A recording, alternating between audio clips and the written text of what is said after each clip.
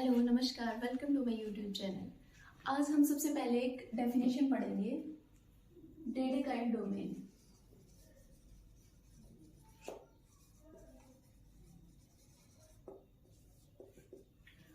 डेडेकाइंड domain को कैसे define कर सकते हैं? Any commutative integral domain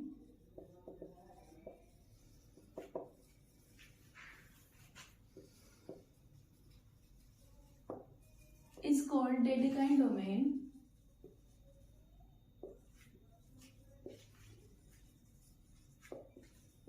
if it satisfies three conditions। वो थ्री कंडीशंस क्या है? फर्स्ट वन इज, इसको हमने R कंसीडर किया है। Any commutative integral domain R is called Dedekind domain if it satisfies three conditions। First is R is integrally closed।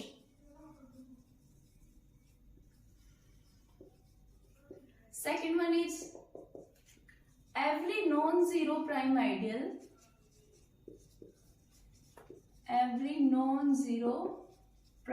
ideal of R is maximal।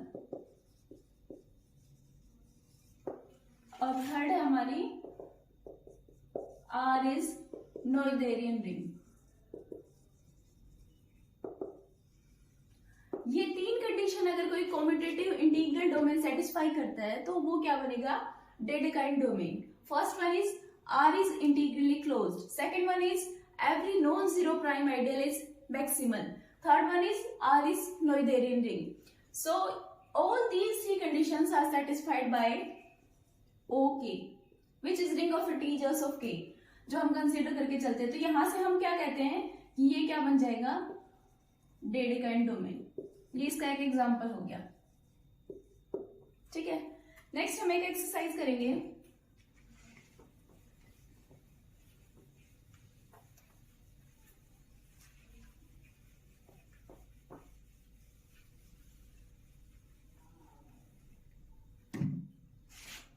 We have to show that any PID is a Dedekind domain। Show that any PID means principal ideal domain is Dedekind domain।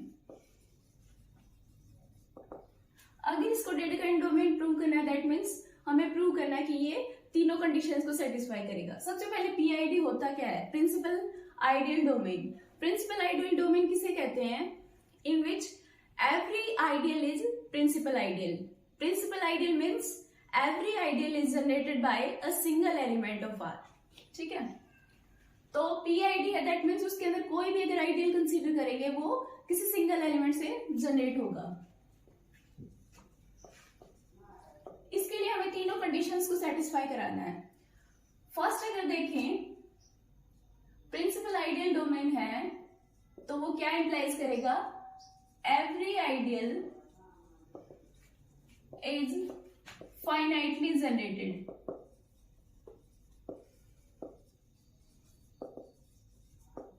अब last की किसी video में हमने पढ़ा था equivalent जो statements थी, उसमें ये था if every ideal of R is finitely generated then R is Noetherian। ये इक्विवेलेंट स्टेटमेंट थी। तो यहां से हम क्या कह सकते हैं कि ये जो हमारा R है वो क्या बन जाएगा? नोएथेरियन। फर्स्ट कंडीशन सेटिस्फाई, जो हमने उसमें थर्ड लिखी थी, मतलब तीनों को सेटिस्फाई करेंगे। सो नोएथेरियन की सेटिस्फाई। सेकंड क्या करेंगे? We know that every PID is UFD, means every principal ideal domain is unique factorization domain। और जो यूनिक फैक्टराइजेशन डोमेन होती है वो हमने प्रूव किया है कि इंटीग्रली क्लोज्ड होती है। ये भी हम पीछे पढ़ चुके हैं, हमने एक वीडियो में करा था ये वाला कि every UFD is integrally closed. अगर आपने नहीं देखा हो तो वो देख सकते हैं, उसके साथ कुछ डेफिनेशंस भी थी, वो देख लेना। सेकेंड पे प्रूव हो गया हमारा इंटीग्रली क्लोज्ड। बस अब एक स्टेप प्रूव करना रहता है, एक कंडीशन रहती है, वो हमारी क्या है? that every non-zero prime ideal is maximal. So let us consider ideal generated by P and it is non-zero is prime ideal of R. ये हमने आइडियल जनरेटेड बाय P इसको कंसीडर किया है prime ideal of R which is non zero and generated by P क्यों है because R is PID so every element is finitely generated by single element. ये हो गया हमारा प्राइम आइडियल. अब हमें प्रूव करना है कि ये जो आइडियल है मैक्सिमल आइडियल बनेगा. अब मैक्सिमल आइडियल के लिए क्या कंडीशन होती है, अगर हम A को R का मैक्सिमल आइडियल प्रूव करना चाहते हैं तो हमारे पास A और R के बीच में कोई और आइडियल नहीं मिलना चाहिए. मीन्स अगर इस तरह की कोई कंडीशन सेटिस्फाई करता है ideal which is larger than A and smaller than R, in that case it will be either A is equal to B और B is equal to R. तो हमें ये शो करना है कि ये जो आइडियल है जनरेटेड बाय P ये मैक्सिमल होगा. इसके लिए हमने क्या कर लिया, let this ideal is contained in some ideal generated by X. अब ये जो आइडियल जनरेटेड बाय X है ये it's obviously contained in R because all of them are ideals of R. So यहां से हमने ये सिमिलर कंडीशन लेके चल रहे हैं. अब हम ये शो कर देंगे आइदर ये जो आइडियल है either it is equal to ideal generated by P और it is equal to R. तो अगर ये हमारा प्रूव कर देंगे तो हमारे पास क्या आ जाएगा कि ideal generated by P is maximal ideal. अब हम इसी कंडीशन को प्रूव करेंगे. अगर ये कंडीशन प्रूव करनी है तो थर्ड हमारी हो जाएगी. नाउ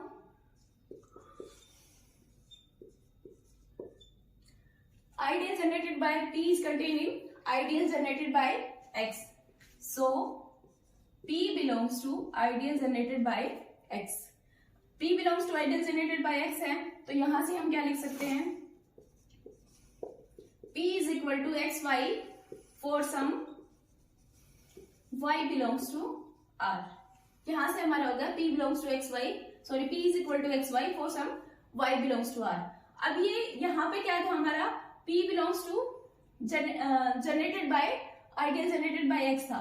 वहां से इसकी प्रॉपर्टी लगा के हमने क्या करा है P को XY दिखा दिया for Y belongs to R. Now we know that P belongs to ideal generated by P. So XY belongs to P. यहां से हमारा क्या आ गया XY belongs to, सॉरी ये आइडियल की बात कर रहे हैं. हमें पता है P belongs to ideal generated by P. So P की वैल्यू क्या आई है हमारे पास XY. We can say XY belongs to ideal generated by P. अब हमें पता है कि जो आइडियल जनरेटेड बाय P है वो क्या है प्राइम आइडियल, जिसको हम प्राइम आइडियल कंसीडर करके चल रहे हैं. अब प्राइम आइडियल की प्रॉपर्टी क्या होती है, P को प्राइम आइडियल कब कहते हैं, when XY belongs to P for XY belongs to R then either X belongs to P और Y belongs to P. तो अगर इस कंडीशन का हम यूज करें तो यहां से क्या लिख सकते हैं, either X belongs to ideal generated by P और Y belongs to ideal generated by P. अब ये जो दो कंडीशन आई है इनसे ही हम ये वाली दो कंडीशन प्रूव करेंगे that either ideal generated by X is equal to ideal generated by P और ideal generated by X is equal to R. So first हमारी if X belongs to ideal generated by P, so we can find ideal generated by X is subset of ideal generated by P.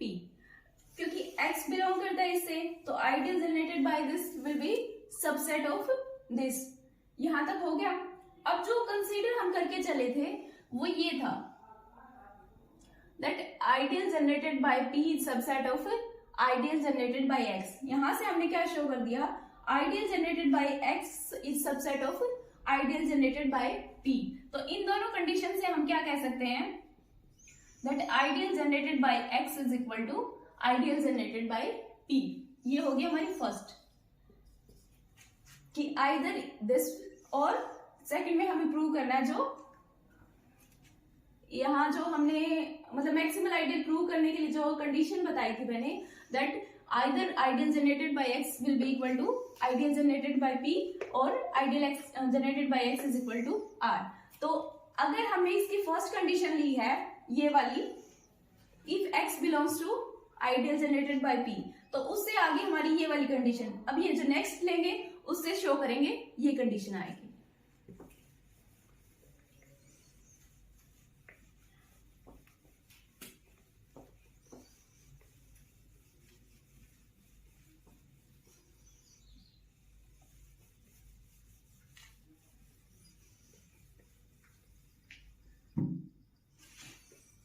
Next हमने क्या लेना था, if y belongs to ideal generated by p। अगर ये इससे belong करता है तो y को हम क्या लिख सकते हैं, p into Q for some q belongs to r। ये हो गया। अब हमने जो पीछे पढ़ा था, क्योंकि उसको कंसीडर क्या करके चले थे हम, ideal generated by p is contained in ideal generated by x, तो यहां से हमने लिया था that p belongs to ideal generated by x, so we can find there exists y belongs to r such that p is equal to xy। ये जो statement हमने लिखी थी वहां, अगर इसके अंदर इसकी वैल्यू पुट करते हैं, p is equal to x into y की वैल्यू पुट कर देंगे तो ये आ जाएगा हमारा। यहां से हम क्या कर सकते हैं, p minus X P Q is equal to 0। अगर यहां से p को कॉमन ले लें तो ये क्या बनेगा, 1 minus X Q is equal to 0। अब हमारे पास जो r है वो क्या है, PID है, दैट मीन्स इंटीग्रल डोमेन भी है। तो इंटीग्रल डोमेन भी क्या होगा, according to this either p is equal to 0 और 1 minus X Q is equal to 0। लेकिन p हमें पता है कि नॉन जीरो है, that means 1 minus X Q क्या हो जाएगा हमारा, 0 हो जाएगा। यहां से क्या है, X Q is equal to 1। अब ये जो एक्स क्यू है ये आइडियल जनरेटेड बाय एक्स से बिलोंग करेगा। क्यों, क्योंकि ये देखो x इंटू क्यू है, q बिलोंग्स टू r ले रखा है हमने, तो x इंटू क्यू टाइप के एलिमेंट्स ही हैं आइडियल जनरेटेड बाय x में, तो ये किससे बिलोंग कर जाएगा, आइडियल जनरेटेड बाय x से, और ये इक्वल किसके है, 1 की। So 1 belongs to ideal generated by x। अब हमें पता है 1 इज यूनिटी ऑफ r, और हमारे पास एक कंडीशन होती है कि if any ideal contains unity of the ring then ideal is equal to the ring. तो यहां से हम क्या कह सकते हैं, 1 is unity of r and 1 is contained in this ideal, that means this ideal is equal to r because 1 belongs to r। यहां से हमने क्या प्रूव कर दिया, that ideal generated by x is equal to r। जो first condition थी उससे हमारा आया था ideal generated by x is equal to ideal generated by p। जो सेकंड हमने प्रूव किया है ideal generated by x is equal to r, और यही हमें शो करना था इसको मैक्सिमल प्रूव करने के लिए। हमने क्या करा था कि कोई आइडियल हमने कंसीडर किया है x जिसके अंदर ideal generated by p contain है और ये कंटेन है r में, और हमने ये शो कर दिया कि ऐसा कोई आइडियल नहीं आ सकता जो इनके बीच में लाई करता हो, means either this will be equal to this or this will be equal to this. तो ये हमारा क्या प्रूव हो गया, that ideal generated by p is maximal, और ये हमें शो करना था उसकी थर्ड कंडीशन के लिए, जो डेडेकाइंड डोमेन थी उसकी थर्ड कंडीशन के लिए हमें यही शो करना था कि every non zero prime ideal of r is maximal. तो हमने यहां से देखा कि जो PID है वो डेडेकाइंड डोमेन की तीनों कंडीशंस को सेटिस्फाई करता है, दैट मीन्स हम कह सकते हैं जो PID है that is Dedekind domain. So अभी तक हमने क्या शो किया है, that every PID is Dedekind domain. अब हम इसका कन्वर्स पार्ट देखेंगे, is every Dedekind domain is also PID? It's not true. For example अब हम इसका एक एग्जांपल देखेंगे।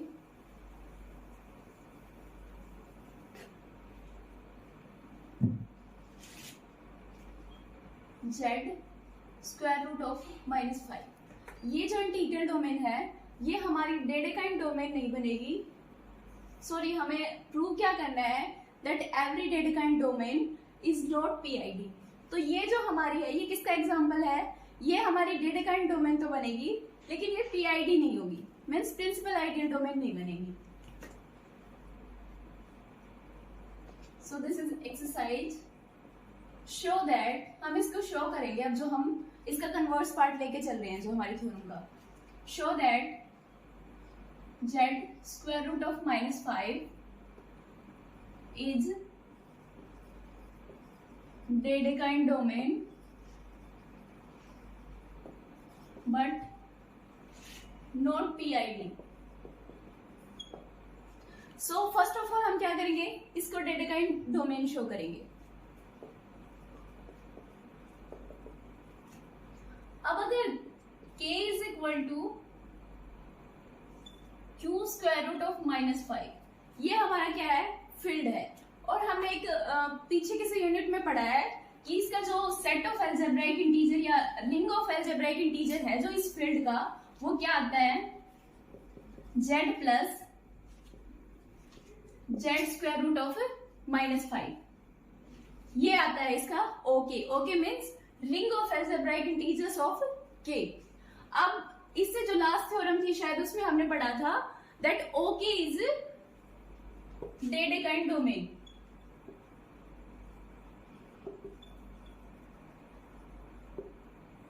जो रिंग ऑफ अलजेब्राइक इंटीजर है ऑफ फील्ड k, तो वो क्या बनता है, डेडेकाइंड डोमेन, क्योंकि ये जो डेडेकाइंड डोमेन की जो तीनों कंडीशन थी उनको सबको सेटिस्फाई करता है। तो यहां से हम क्या कह सकते हैं, जो ओके आया है हमारा ये किसके इक्वल होगा, z square root of -5। That means O K is Dedekind domain. अगर ओके डेडेकाइंड डोमेन है तो इस फील्ड के लिए हमारा ओके क्या आया है, z स्क्वायर रूट ऑफ -5। तो यहां से हम क्या कह सकते हैं that it will be Dedekind domain. ये हमारा फर्स्ट प्रूव हो गया कि हमें इसको डेडेकाइंड शो करना था। ये कैसे किया है, हमने फील्ड लिया है q स्क्वायर रूट ऑफ -5। अब हमने लास्ट यूनिट में पढ़ा था कि इसका जो रिंग ऑफ अलजेब्राइक इंटीजर है वो ये आएगा, ठीक है, इस फॉर्म का बनेगा। ये जो है इसको हम ये लिख सकते हैं z स्क्वायर रूट ऑफ -5।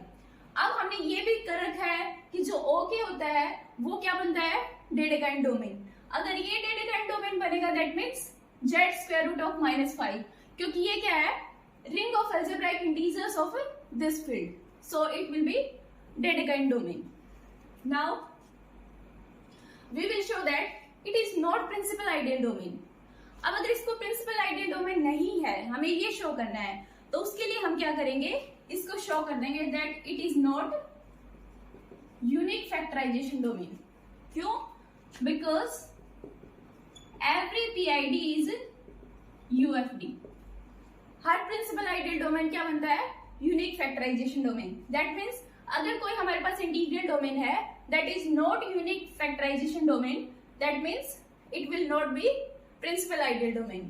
तो ये इस रिजल्ट का यूज करके हम इसको प्रूव करेंगे कि अगर हमारे पास ये जो गिवन हमारे पास इंटीग्रल डोमेन, अगर ये यूएफडी नहीं बनेगी तो obviously it will B not PID.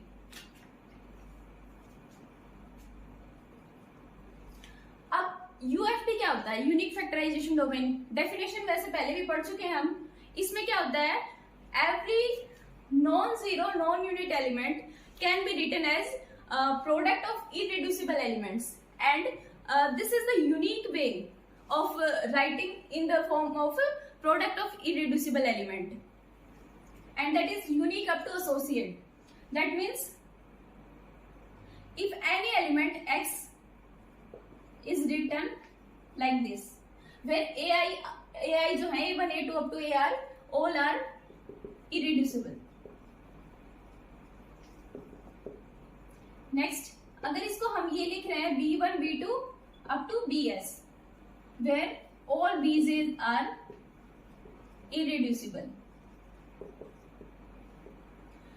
तो मीन्स अगर x को हम दो वे में लिख पा रहे हैं in the form of product of irreducible element of r, then r is equal to s, means number of elements जिनके प्रोडक्ट में हम लिख रहे हैं वो क्या होंगे, इक्वल।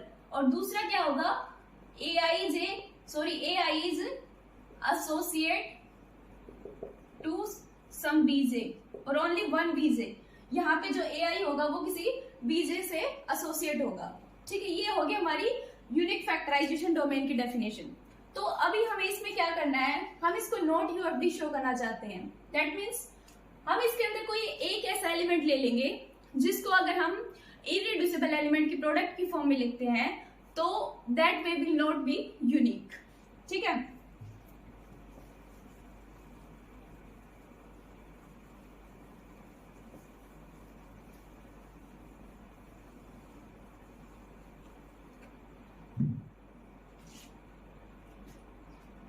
सबसे पहले हम इसके अंदर लिखते हैं, ये अभी तक मतलब बताया नहीं है, आपको पता ही होगा वैसे इसमें किस टाइप के एलिमेंट्स होते हैं। जो स्टार्टिंग में हमने ये बताया था ओ के इज इक्वल टू करा था Z plus Z into square root of -5, वहां से भी क्लियर था। लेकिन अगर इसको जनरल एलिमेंट की फॉर्म में हम लिखते हैं, इसके अंदर किस टाइप के एलिमेंट्स होंगे,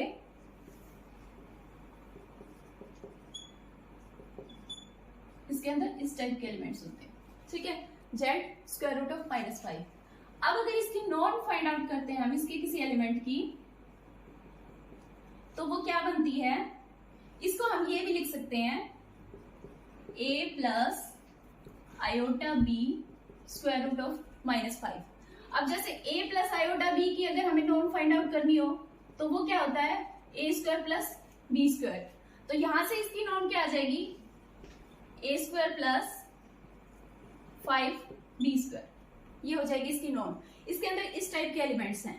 अब हमें शो क्या करना है कि इसके अंदर कोई एक एलिमेंट होगा जिसको हम अगर प्रोडक्ट ऑफ इरिड्यूसिबल एलिमेंट लिखते हैं तो वो उसका राइटिंग का यूनिक वे नहीं होगा। उसके लिए हम चूज करते हैं 6 belongs to Z square root of -5। 6 इसके अंदर बिलोंग करेगा क्योंकि 6 को हम क्या लिख सकते हैं, 6 plus 0 into square root of -5, तो ये इसके अंदर बिलोंग करेगा। अब 6 की एक तो देखो 2 इंटू 3 के फॉर्म में लिख सकते हैं। अब यहाँ पे 2 और 3 क्या हैं, प्राइम एलिमेंट्स। प्राइम एलिमेंट्स क्या होते हैं,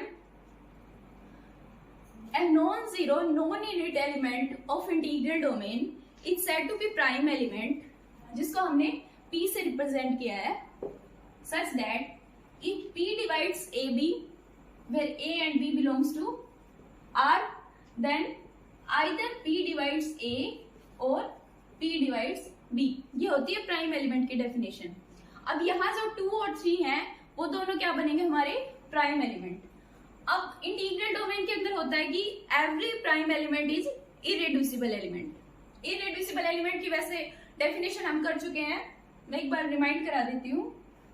इरिड्यूसिबल एलिमेंट क्या होगा, non zero non unit element of ring, और इंटीग्रल डोमेन जो हम कर रहे हैं ए, इसको हम कब कहेंगे irreducible, if it can be written as b into C, where b and c belong to r, देन either b is unit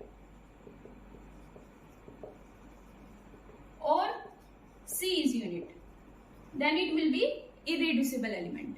तो जो प्राइम एलिमेंट होते हैं वो इरिड्यूसिबल होते हैं। दैट मीन्स 6 को हम इन दो इरिड्यूसिबल एलिमेंट की प्रोडक्ट की फॉर्म में लिख रहे हैं। ये ट्रू है, एक वे तो ये हो गया हमारा। अब हम ये शो करेंगे कि हमारे पास दो एलिमेंट्स और हैं जेड स्क्वायर रूट ऑफ -5 के, such that they are irreducible and their product is equal to 6। ये और चीज शो करनी है हमें। अब देखो 1 plus square root of -5, this belongs to Z square root of -5, ये इसे बिलोंग करेगा।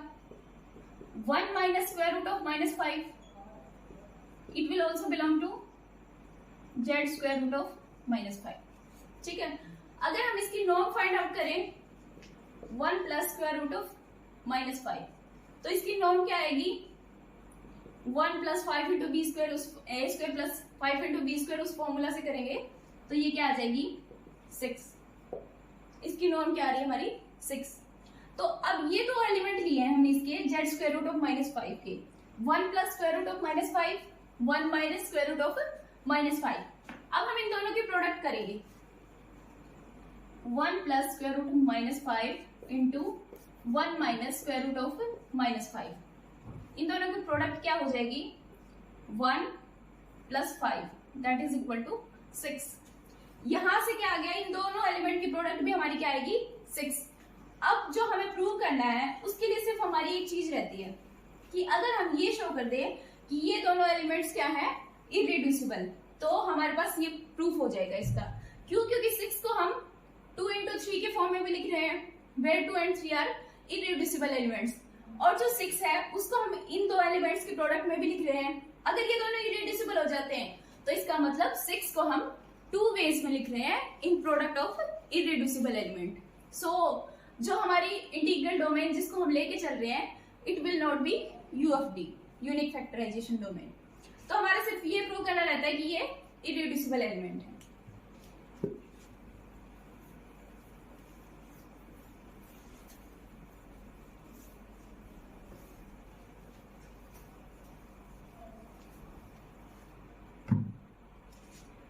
अब अगर हम कहें कि ये इरेड्यूसिबल नहीं है, हम एक के लिए शो कर देंगे, ठीक है,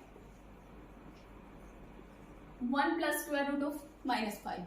Let us consider that it is not irreducible. Then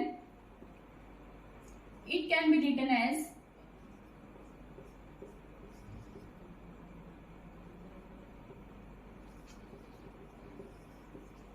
in this form. Means इसको हम z square root of -5 के दो एलिमेंट्स के प्रोडक्ट में लिखेंगे जहां पे neither this is unit nor this is unit, where a b c d all belongs to set of integers। ठीक है, ये हमने कंसीडर कर लिया। अब हम क्या करेंगे, इसमें ये शो कर देंगे that either this will be unit और this will be unit। हम कंसीडर तो ये करके चल रहे हैं कि इसको इन दोनों के प्रोडक्ट में लिख दिया। अब हम ये केस देखेंगे कि इनमें से कोई भी एक यूनिट बनेगा या नहीं बनेगा। ठीक है, इसको हम क्या लिख सकते हैं, 1 plus square root of 5 iota is equal to a plus iota b square root of -5। Iota को पहले लिख लो, बाद में की बात है, c plus iota d into square root of -5। इस फॉर्म में लिख सकते हैं। अब अगर यहां से हम इसका कॉन्जुगेट लें तो वो क्या बनेगा, 1 minus square root of 5 iota is equal to a minus b square root of 5 iota and this will be equal to c minus d square root of -5 iota। ये लिख सकते हैं। अब हम इन दोनों की प्रोडक्ट करेंगे तो ये क्या बनेगा, 1 माइनस आयोटा स्क्वायर -1 हो जाएगा, minus minus plus, so 1 plus 5 is equal to, अगर इनके प्रोडक्ट करेंगे तो ये क्या बनेगा a स्क्वायर और माइनस प्लस हो जाएगा ये प्लस 5b स्क्वायर, ये बनेगा c square plus 5d square. तो मतलब ये क्या आ गया हमारा 6। ठीक है, 6 को हम इसकी प्रोडक्ट में लिख रहे हैं। अब हमारे पास दो कंडीशन है 6 को लिखने के लिए। जैसे इन दोनों के प्रोडक्ट में मान लो either this is equal to 2, this is equal to 3। Second case जो है वो है either this is equal to 3 and this is equal to 2, और जो लास्ट है वो क्या होगा 6 into 1 का या 1 into 6 का। ये दोनों केस हैं, ये तो सिमिलर ही होंगे। ठीक है, तो यहां से हमें ये शो करना है कि सिर्फ ये केस पॉसिबल है, ये वाले केस पॉसिबल नहीं है। ठीक है, so a square plus 5b square is equal to 2 and c square plus 5d square is equal to 3। अब जहां पे a b c d सारे क्या है इंटीजर्स हैं, तो क्या हम इसके अंदर ऐसे इंटीजर्स फाइंड आउट कर सकते हैं कि जिनका सम क्या है। इस फॉर्म में अगर करें a square plus 5b square, square will be always positive, तो यहाँ से अगर हम किसी भी इंटीजर को पुट करेंगे ए और बी की जगह, तो ऐसी कोई पॉसिबिलिटी नहीं है कि वो अगर इस फॉर्म में पुट करें तो वो 2 के इक्वल आ जाए। ना ही इसके लिए कोई पॉसिबिलिटी है कि सी और डी की ऐसी वैल्यू ले कोई integers such that this is equal to 3, means ये केस नहीं हो सकता। सिमिलरली अगर ये 3 के इक्वल है, ये 2 के इक्वल है, तो भी सेम पॉसिबिलिटी होंगी कि ऐसा पॉसिबल नहीं है कि ऐसे इंटीजर्स हम फाइंड कर सकें। तो ये दोनों कंडीशन तो होंगी नहीं। हमारा केस सिर्फ क्या बचता है, 6 into 1, either a square plus 5b square is equal to 6 and c square plus 5d square is equal to 1. In this case ये क्या बनेगा हमारा, यूनिटी। ये देखो c square plus 5d square is equal to 1 आ रहा है, और ये जो c square plus 5d square है ये नॉर्म होगी हमारी c plus root minus 5d। इसकी नॉर्म अगर फाइंड आउट करेंगे तो वो क्या आएगी, c square plus 5d square, और वो किसके इक्वल है, 1। अब अगर इसकी नॉर्म 1 के इक्वल है, that means this element is unit. यहां से हमारा क्या हो गया कि जो c plus square root of minus 5d था वो यूनिट बन जाएगा। अगर हम ये वाला केस लें तो इस केस में भी अगर सिमिलर यहाँ पुट करेंगे तो यहाँ क्या आ जाएगा, इस केस में बन जाएगा हमारा a plus square root of minus 5b, this will be unit. तो इन दोनों केस में हमने क्या, ये तो पॉसिबल ही नहीं है, केस सिर्फ ये बचते हैं फिर, और इनके अकॉर्डिंग क्या आ रहा है, आइदर दिस इज यूनिट और दिस इज यूनिट। तो यही हमें शो करना था कि अगर हम किसी एलिमेंट को प्रोडक्ट ऑफ, जो हमने नीचे लिखा था इसको हमने इस फॉर्म में लिखा है 1 स्क्वायर रूट ऑफ माइनस 5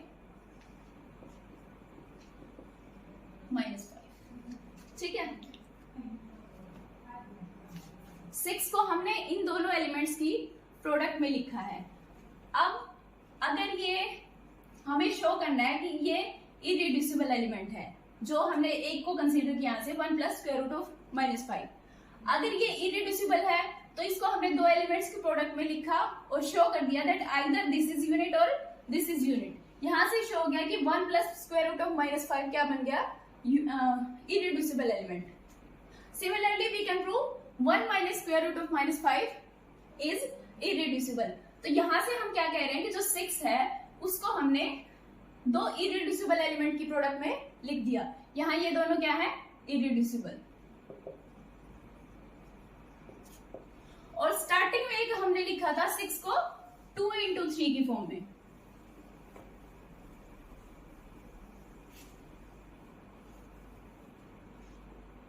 एक 6 को लिखा हमने 2 into 3 की फॉर्म में। अब 6 जो था वो z square root of minus 5 इसका एक एलिमेंट था, और उसको अगर हमने इरिड्यूसिबल एलिमेंट के प्रोडक्ट की फॉर्म में लिखा तो ये 2 तरीके से लिख पा रहे हैं हम। That means z square root of minus 5 is not unique factorization domain. अब यूनिक फैक्टराइजेशन डोमेन नहीं है तो that means it is not principal ideal domain, और यही हमें शो करना था।